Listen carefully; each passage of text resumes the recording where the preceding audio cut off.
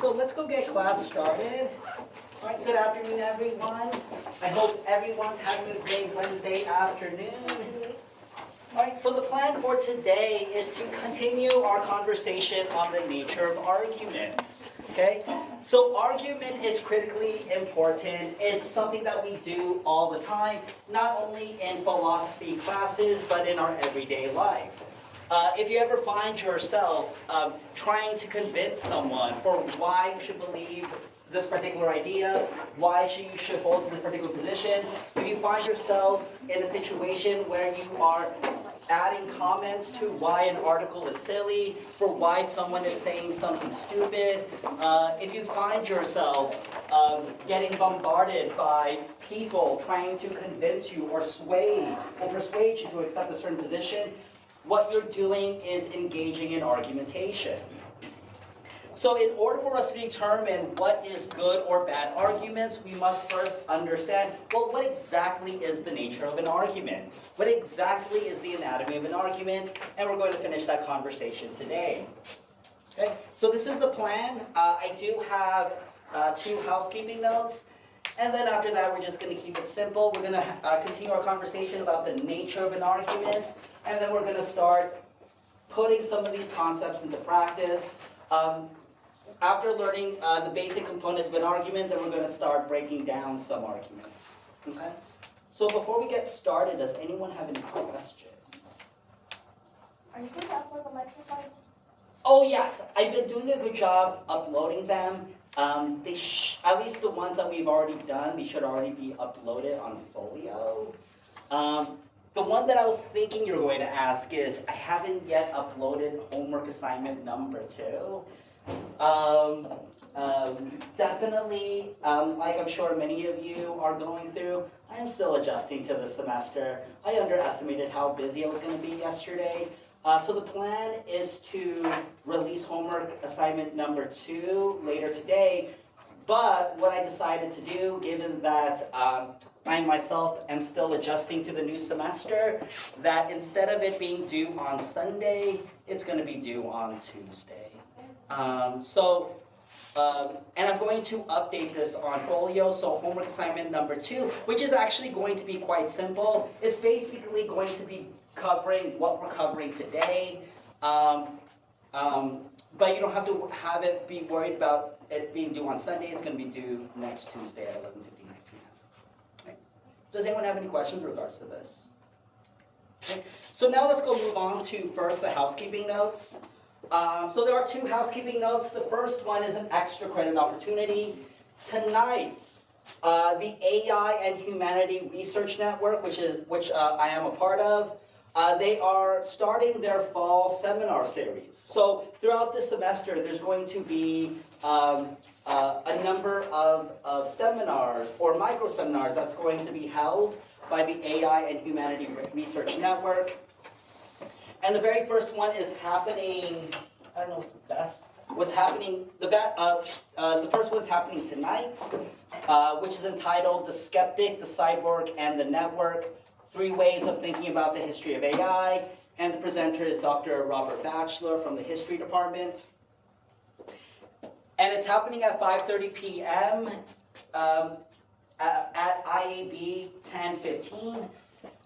So if you attend this, and then you are present, not only physically but mentally as well, then you'll get 5 extra credit points on top of either your exam 1 grade or your exam 2 grade. Okay. Where is IAB? So it's the Interdisciplinary Arts Building, so it should be across Newton Building. So basically, it's that nice building right over there. Yeah. Does anyone else have any questions? Do we just talk to the professor, to have them let us know that we're there? Oh, no, very good question, Caitlin. I will actually be there. You just let me, I'm gonna try to make myself present. Just find me, and then I'm just gonna jot down. Okay. Will there be, if we can't attend this one, will there be other opportunities after? Most definitely. I mean, in a lot of ways, there's going to be, at least in my perspective, a wealth of extra credit opportunities. I just want to give students as many opportunities as possible. There's definitely going to be more of this, but there's also going to be events being organized by the philosophy department. So when those events start happening, then I'm going to present them as opportunities. Is there a maximum of extra credit you're giving out? No. Like if you attended a lot, like you only get a certain, like up to a certain amount? Right now, there is no limit. I actually try to be very generous in the extra credit opportunities, just because this is me just trying to support your success here in the class. I want to give students as much opportunities to build a safety net, so there's no limit. But if it gets to the point where I'm like, okay, this is ridiculous, you can pass a whole exam just by taking extra credit, then I might draw a limit. But at the moment, no. Right. Does anyone else have any questions? Okay. All right, so the other one is, if you're still interested in doing philosophical engagement right after the AI talk, then the Philosophy Club is having their second meeting. It's happening at 7 p.m. in Newton 1108 in this room. And the topic is going to be the topic that they discussed last week, and it's on whether myths are beneficial to society. Does anyone have any questions in regards to this? All right, so let's go move on to today's topic. Okay, so we're talking about the nature of an argument.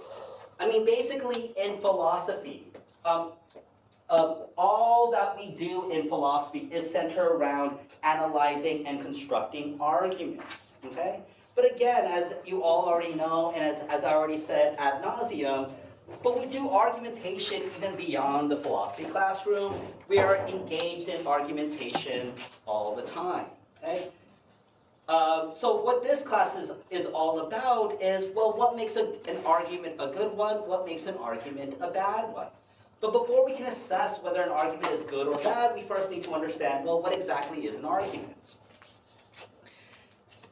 And in the most general sense, an argument is this, okay?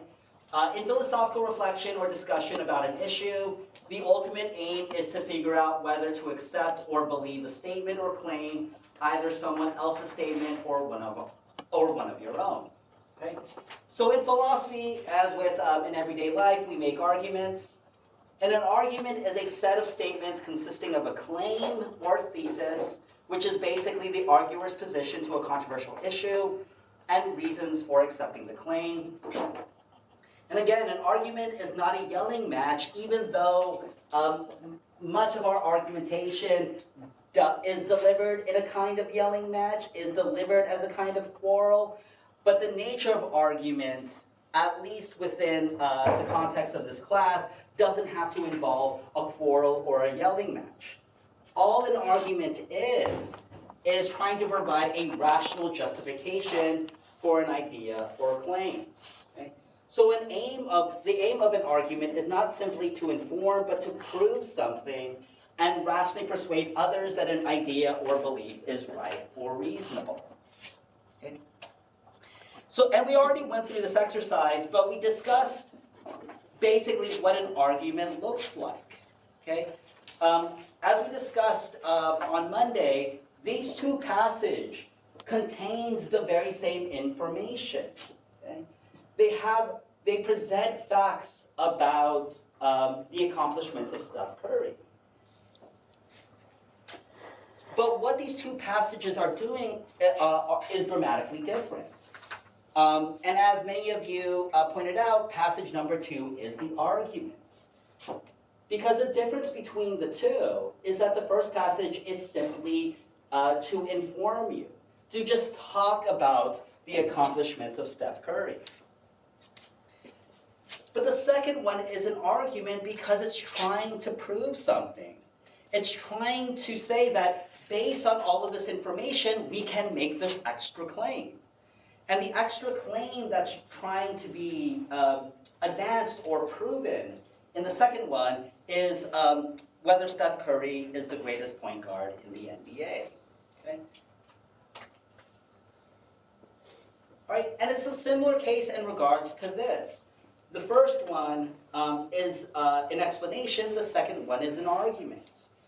Because the function of the first one is simply to inform about the history of the death penalty. Okay? It's not trying to convince you about whether or not we should accept the death penalty as a practice, but rather just giving you information about what the death penalty is.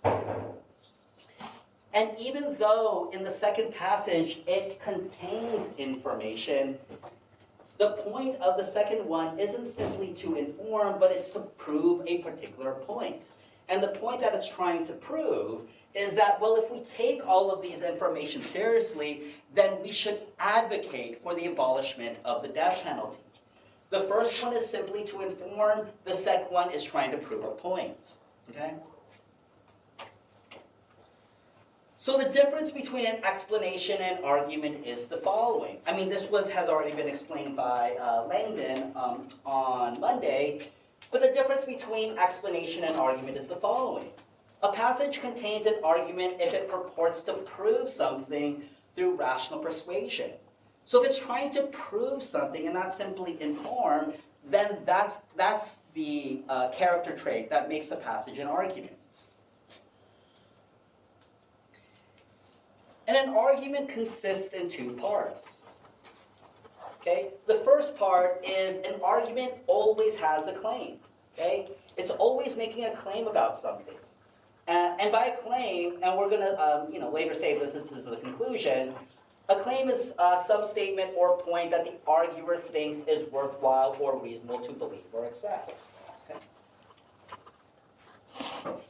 And most importantly, a second part of an argument is support for the claim. That an argument also involves providing evidence or reasons for why the claim is reasonable or worthwhile to accept. Okay?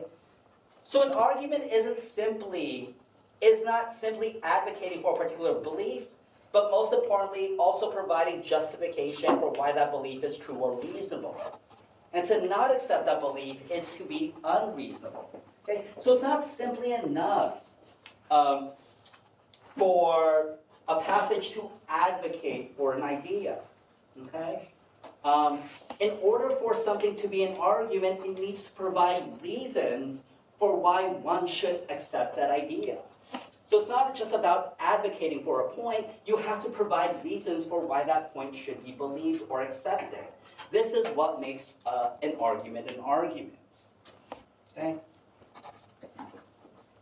And if that argument is a good one, if that argument is reasonable, is strong, then not accepting the argument, to deny the argument, is for you to be unreasonable.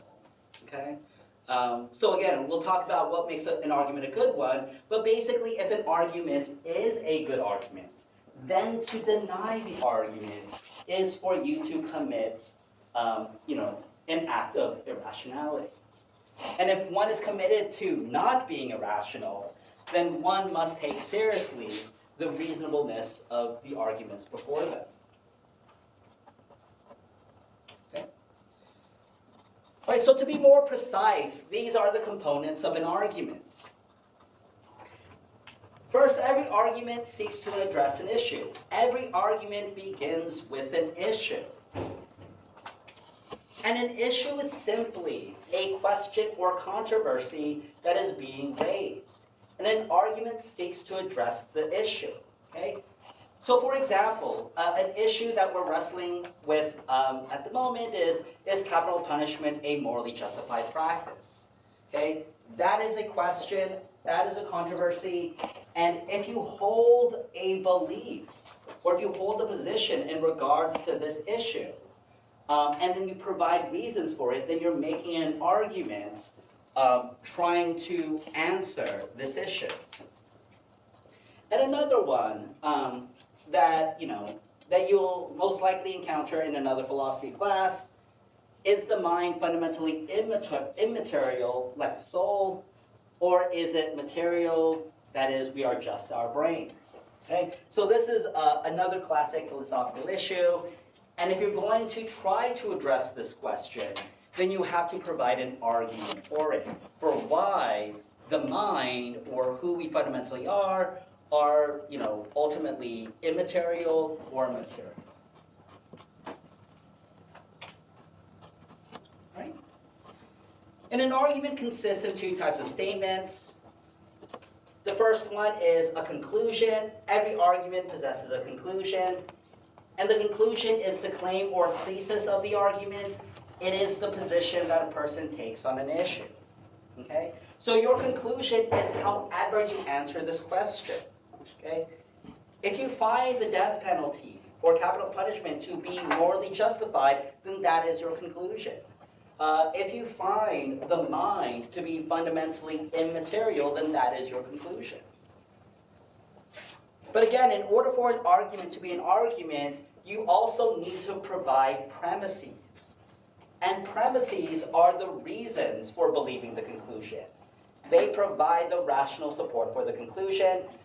So in order for you to make an argument about the death penalty, you must not only advance a particular position, but you must provide reasons for why your idea should be regarded as worthwhile. For why you should regard your idea as being reasonable, or the most reasonable out of all of the alternatives. Okay? And we're going to get into this more in the upcoming weeks, but good premises should be true and relevant to the topic. Okay? If your premises aren't true, or if your premises are irrelevant to the topic, then your premises are just terrible premises. Okay? And another important part of an argument is that every argument has an inference. And an inference is just kind of like the invisible bond between the premise and the conclusion. The inference is the process by which we move from the premise to the conclusion. The inference logically connects the two types of statements together. So basically, and we're going to get into this some more in the later weeks, but the inference is what logically connects your premises and your conclusion. And there can be good and bad inferences. Your conclusion, your premises could be true, but if the inference is bad, if the inference is weak, then your argument is still bad. And again, much of this might not make sense at the moment. I just want to,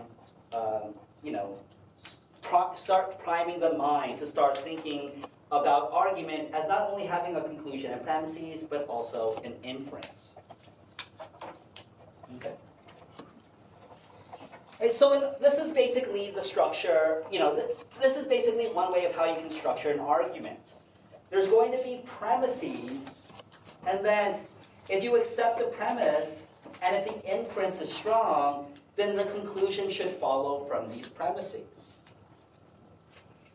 Okay? So for example, to consider one of the arguments that we talked about previously, one can then structure the argument the following way. The death penalty fails to deter crime. The death penalty is cruel and unusual punishment. The death penalty is applied randomly, if not discriminatorily.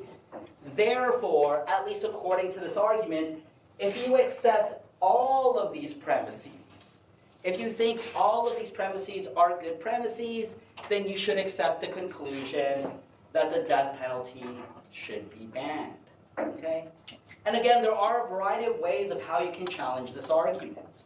You can say, well, one of the premises aren't just good. Maybe one of the premises is false. Some of you have raised the concerns about whether or not this is actually true. Okay? So in order to prove that these premises are good, we might need to provide further arguments. Or one may argue that the inference isn't good. Okay? That even if all of these are true, it doesn't fully support the conclusion, because there may be other considerations that are being left out. Or the premises may be totally irrelevant to what the conclusion is advocating for. Okay? And again, we're going to go into this a lot more in depth in the later weeks. But what logic is telling us to do is that if the premises are good and the inference is strong, then you have to accept the conclusion.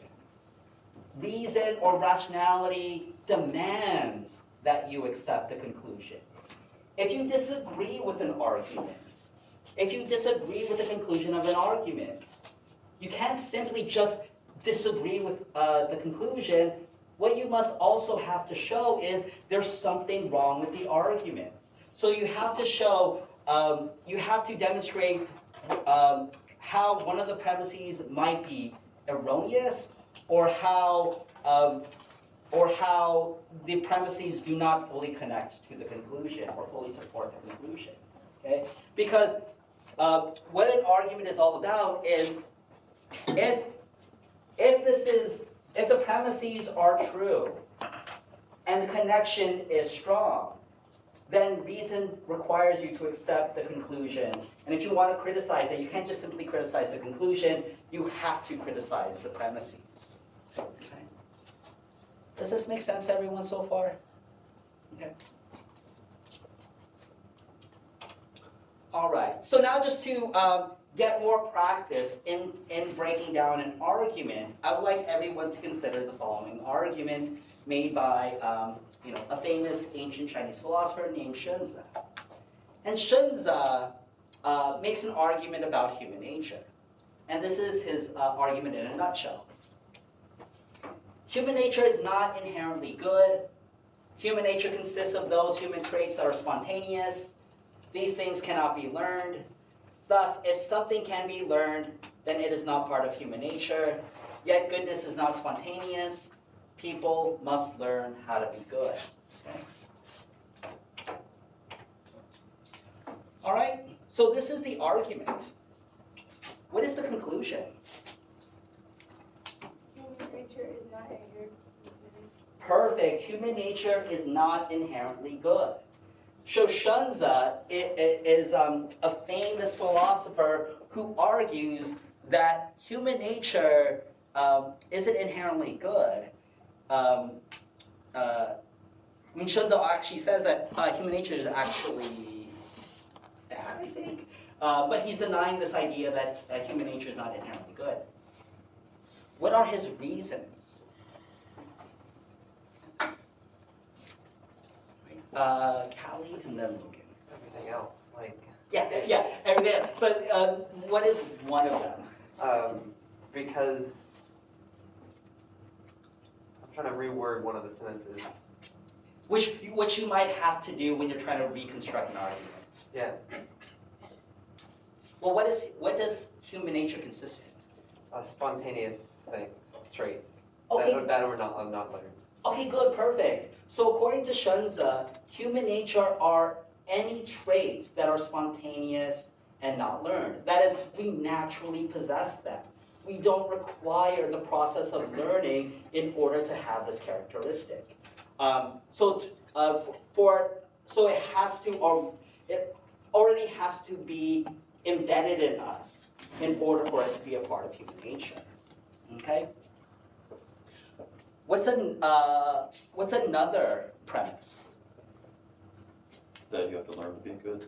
You have to learn to be good. Good. Okay. That you have to learn to be good, and that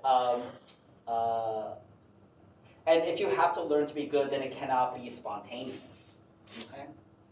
So basically, those are the reasons. Okay.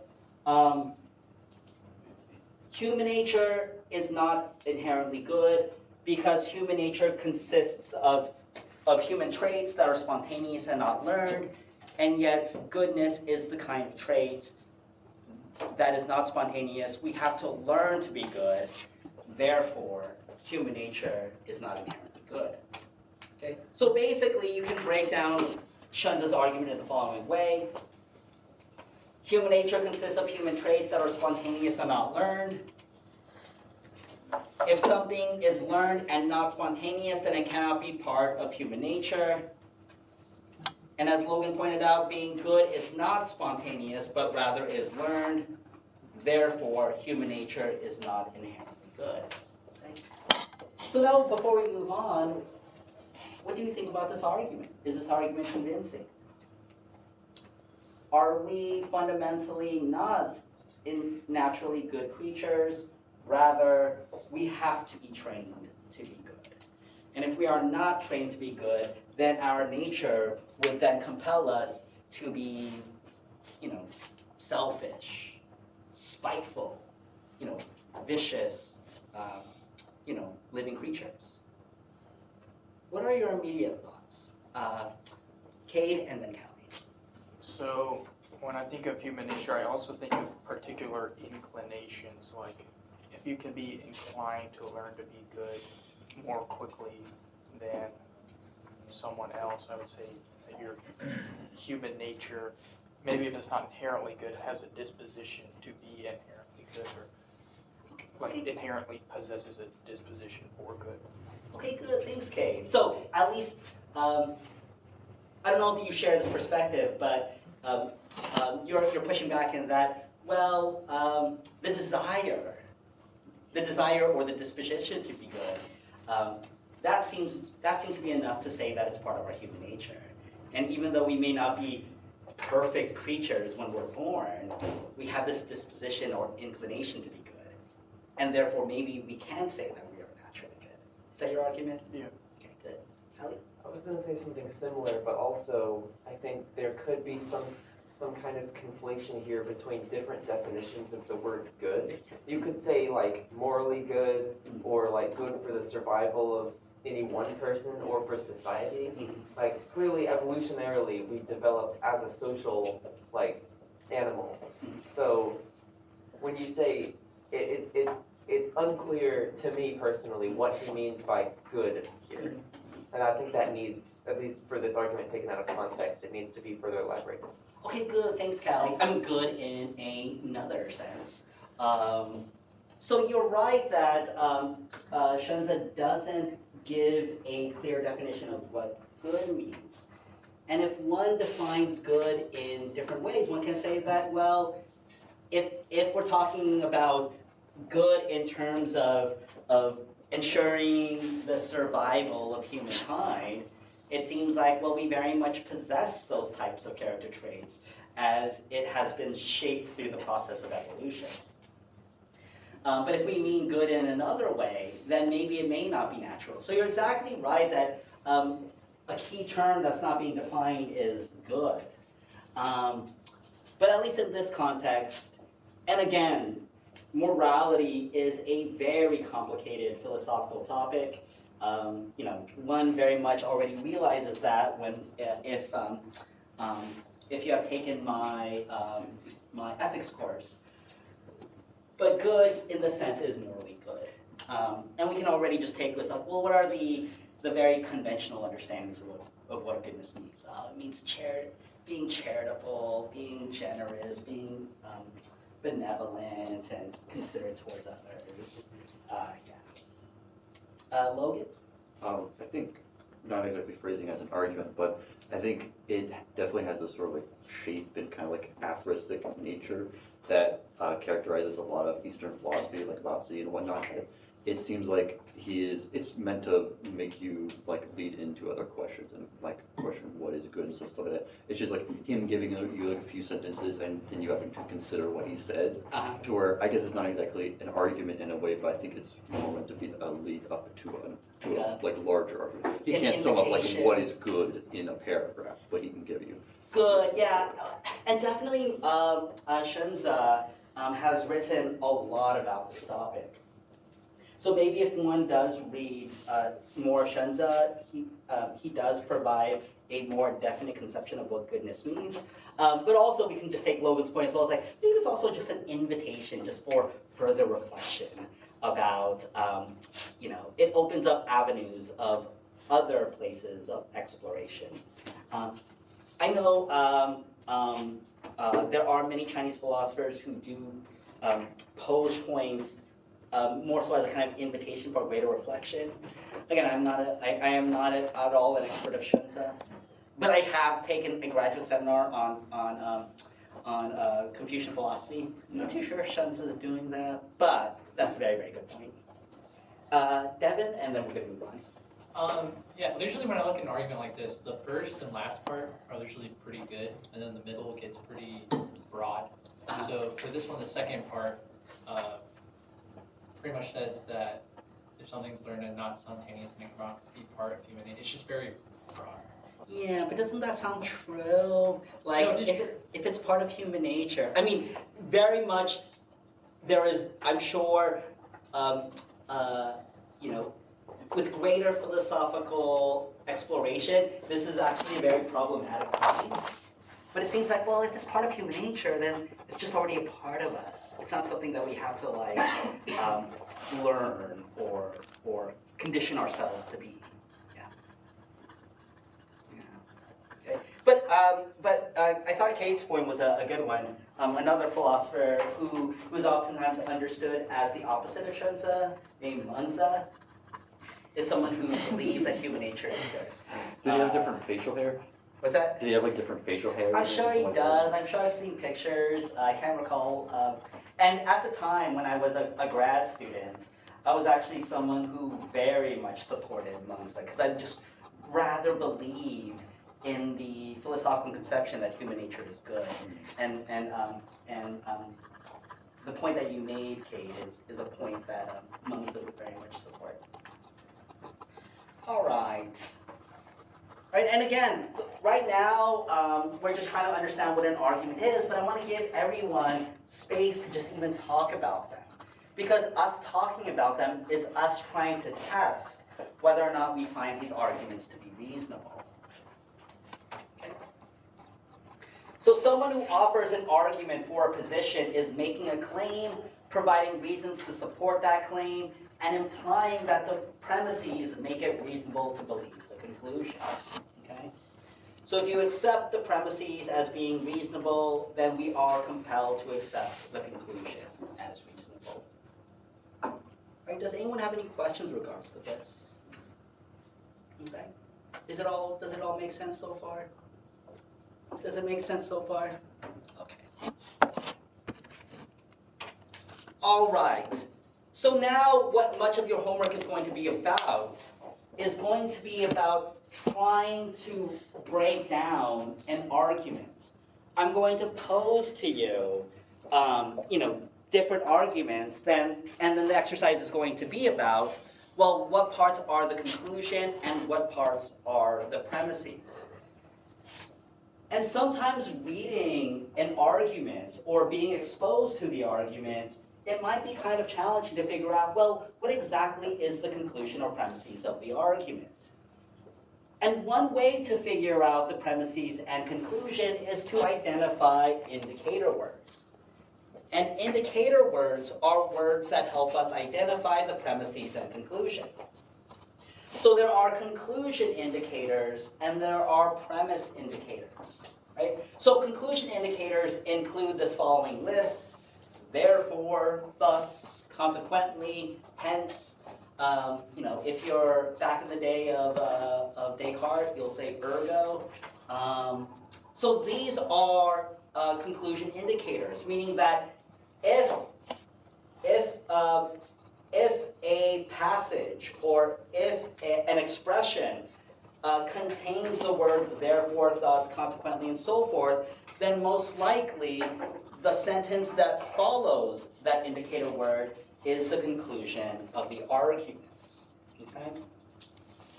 So whenever a statement follows these indicators, it can usually be identified as a conclusion. And I'm sure you'll hear me say quite often, because I'm a fan of the word, to really emphasize the conclusion that I'm trying to advocate for. You'll hear me say therefore, or thus, or hence. These are the common indicator words to indicate the argument's conclusion. Okay? All right, so Again, to put these concepts into practice, I would like everyone to consider the following arguments. Monopolies enable companies to increase the prices of their goods and services to an unfairly high and burdensome degree. This is what we mean by price gouging. Monopolies can also lead to less innovation, losses in quality, and higher inflation.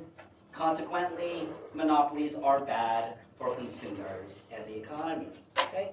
So this is an argument that's being made here. This is an argument that's being made right now. As I'm sure many of you know, there is a lawsuit that's being raised against Kroger and Albertsons because they're trying to merge with each other.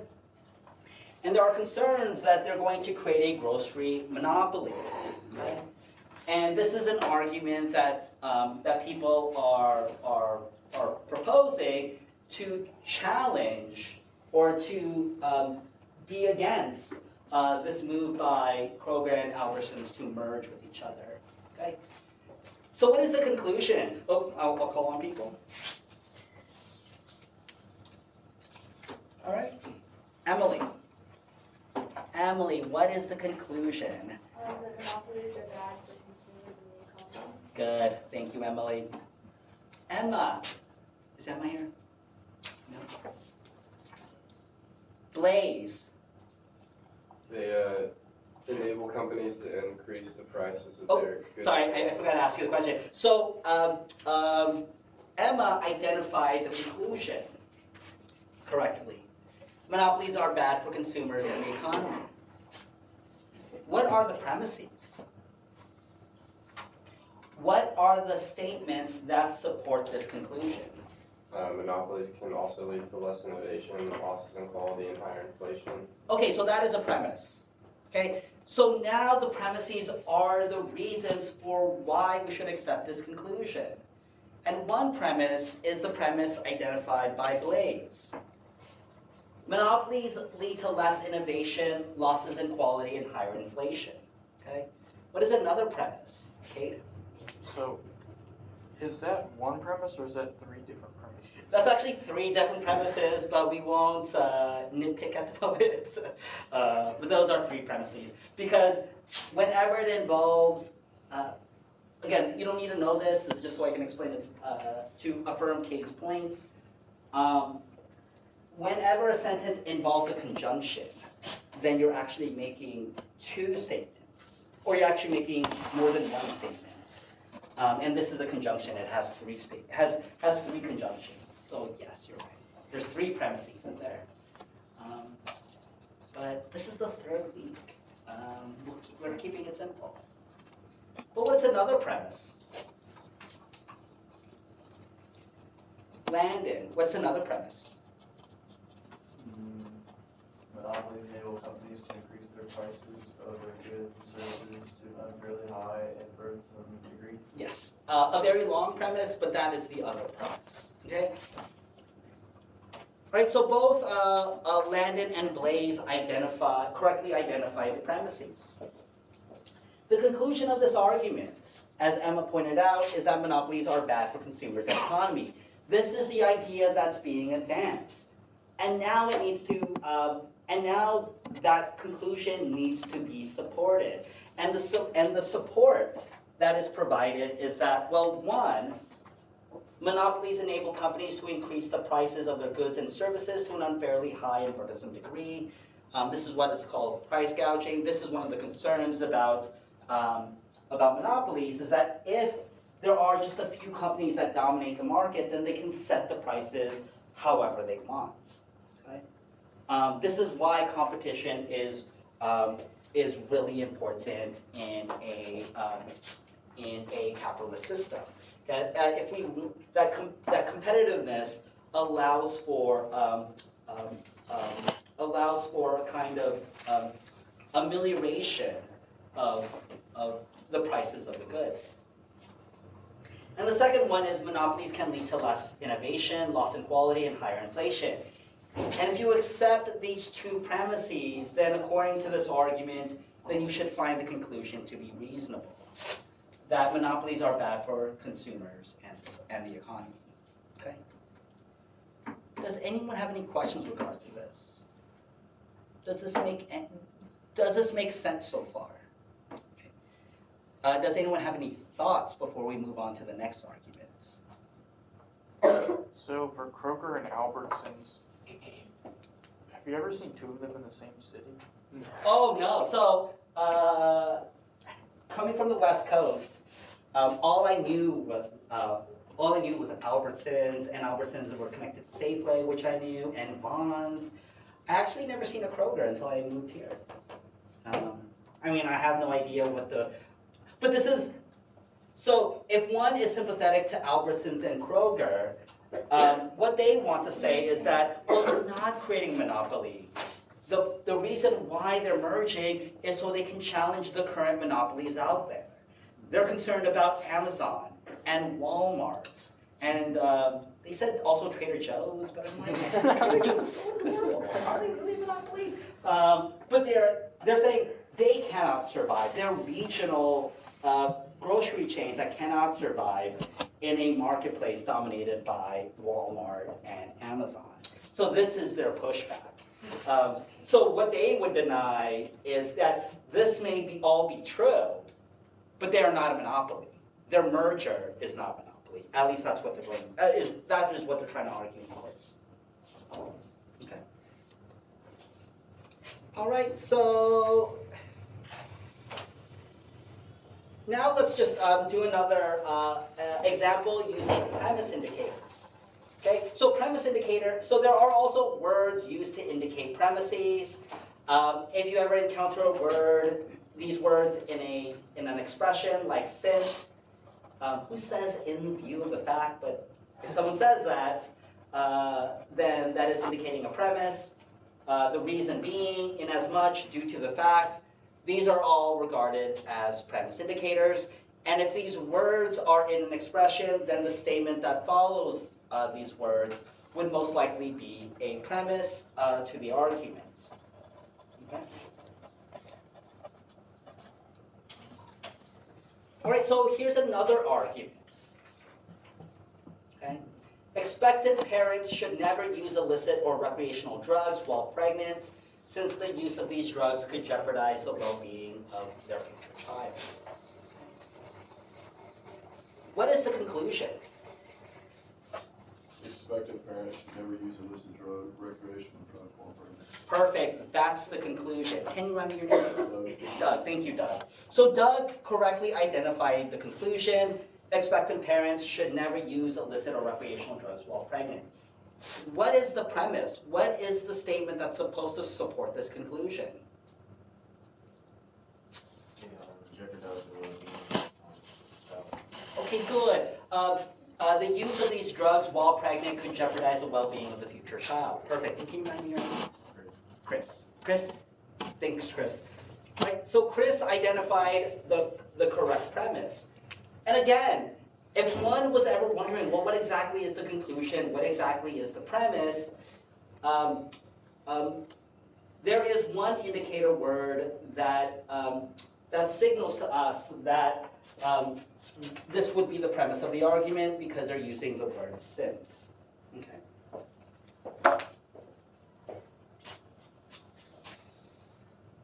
All right, does anyone have any questions in regards to this? All right, and we'll do one more exercise, and then we're going to call it a day. Argument about capital punishment. Since it is always wrong to kill a human being, it follows that capital punishment is wrong because it involves taking the life of or killing a human being. What is the conclusion?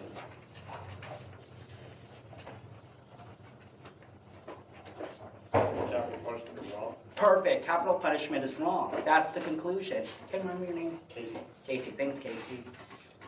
And there's actually two premises in this argument. What is the first premise? It's always wrong to kill a human being. Perfect. Thank you. Can you remember your name? Sydney. Sydney.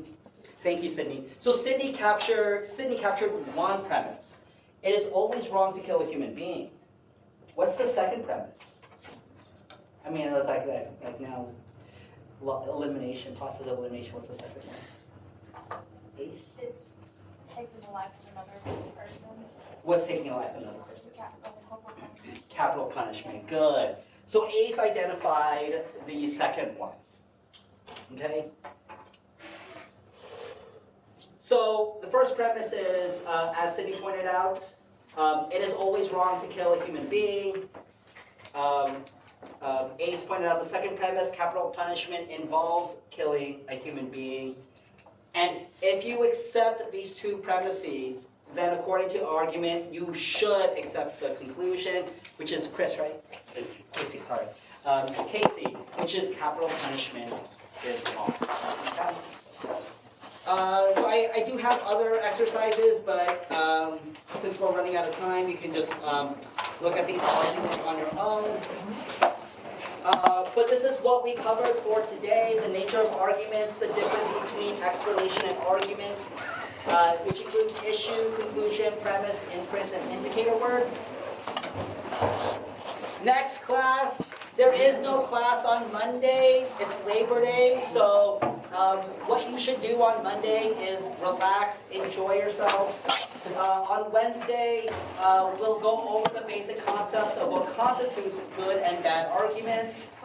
Homework assignment number 2 will be due on Tuesday, September 3rd at 11:59 p.m. And when I do release it on Folio, I will notify everyone. And make sure that you complete end of the week discussion post assignment, which will be due on Friday at 11:59 p.m., which I will post later today as well. Okay? Before you go, I am going to take attendance. All right, so Landon is here, Blaze is here, Emma is here.